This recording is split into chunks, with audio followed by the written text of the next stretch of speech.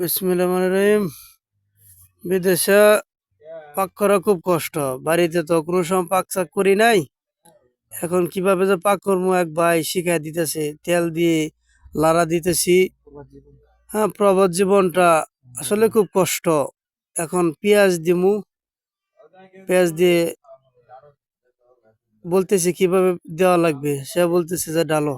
এখন ডালতেছি, হ্যাঁ এখন লাড়া দিতেছি। লাড়া জানি না কেমন হবে রান্নাটা, জীবনে নান্দি নাই, খেয়েছি বাড়িতে। হ্যাঁ, বউয়ের হাতে খাইছি, মার হাতে পাকাইলাম। এখন পেঁয়াজ তেল দিয়ে লাড়া দিতেছি।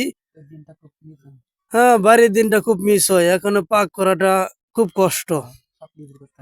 হ্যাঁ, এক ভাই শিখাই দিতেছে কিভাবে পাক করা লাগে। পেঁয়াজ দিলাম, তেল দিয়ে এখন লাড়া দিতেছি। এক ভাই বলতেছে অন্য হলদি গুঁড়া, মরিচের গুঁড়া দেওয়ার জন্য এগুলি দিতেছি।